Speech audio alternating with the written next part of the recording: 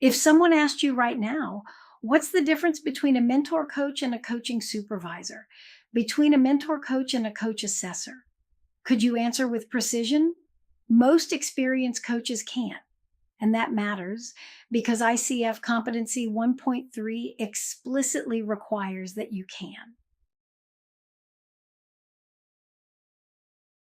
Competency 1.3 reads, upholds and clarifies the distinctions and similarities of coaching, mentor coaching, coaching supervision, coaching performance assessment, therapy, and other roles. That's not a nice to have. It's a formal competency. If you're pursuing MCS, you need to demonstrate that you understand where mentor coaching ends and other roles begin. And the reason this matters practically, not just for the specialization, is that your MC clients are counting on you to stay in the right role. When they bring you something that belongs in supervision, you need to recognize it. When they ask you for something that's really assessment, you need to name it.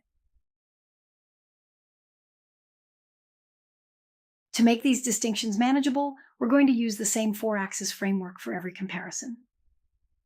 Purpose, why does this role exist? Focus, what is the work directed at? Relationship, how do the parties relate to each other? And output, what does the engagement produce? When you run any role through these 4 questions, the distinction from mentor coaching becomes clear.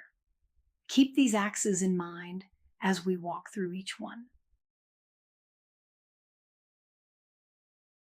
The coach educator teaches coaching concepts through a curriculum, classroom content about what coaching is and how to do it.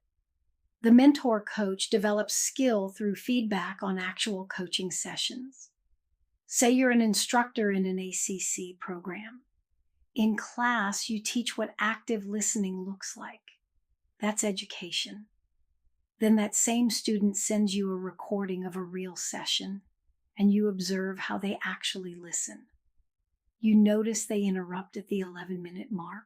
You point to the moment where the client was about to go deeper and the coach redirected. That's mentor coaching. The content may overlap. The role is different. These 3 get confused constantly. The coaching observer evaluates a practice session in a training context.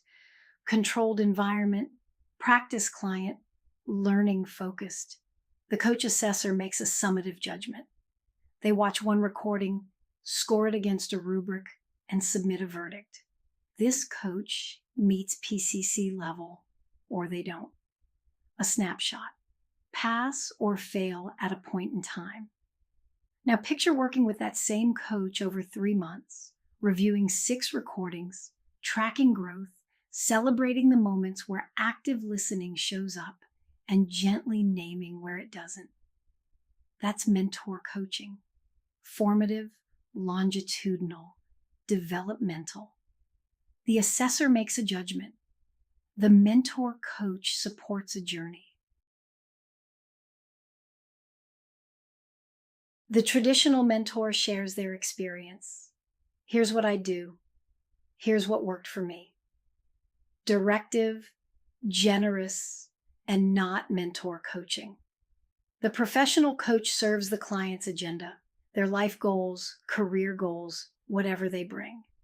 The coach doesn't set the focus, the client does. The mentor coach occupies specific space between these two. You're not directing from your experience and you're not following an open agenda. The focus is coaching skill development, and ICF competencies define what that means. When a mentor coach asks, "What did you notice about your coaching in that recording?" That question comes from a competency framework, not from personal goals. The client participates actively, but skill development is the agenda. I want you to pause here for a moment. Think about your current mentor coaching practice. Are there moments where you've been wearing the wrong hat? Where you slipped into supervision or mentoring or assessment when you intended to be providing mentor coaching? Hold one specific example in mind. Good. That awareness is exactly what Competency 1.3 is asking of you. Now, coaching supervision deserves special attention because it has the most meaningful overlap with mentor coaching. Say a coach comes to you after a difficult session. She says, "I felt completely lost. The client was talking about their marriage, and I didn't know if I should stay with it or redirect to the coaching agreement." Is she asking for mentor coaching or coaching supervision?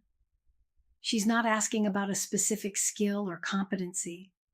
She's asking about herself as a coach, her boundaries, her comfort, her ethical navigation.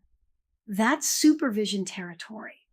If instead she said, "I noticed I asked a lot of closed questions in the last 10 minutes. Can we look at that part of the recording?" That's mentor coaching. The recording, the specific skill, the competency lens. Supervision addresses who you are as a coach, your well-being, your ethical dilemmas, your systemic awareness. Mentor coaching addresses what you do in session and how well it aligns with competencies. They're complementary, not competing. A coach benefits from both. The takeaway here is simple and non-negotiable. Know which hat you're wearing. Blurring these roles doesn't serve your clients. Saying, "I've been coaching for 15 years. I know good coaching when I see it." That's experience-based opinion, not competency-based evaluation. Mentor coaching requires a specific, deliberate lens applied to observed evidence. That precision is what separates this role from all the others. Now that you can name what mentor coaching is and what it's not, there's a practical question. What are the ethical obligations that come with this role? Some of them are shared with coaching. Some are unique to MC. And one of them, data security, has become more critical than ever.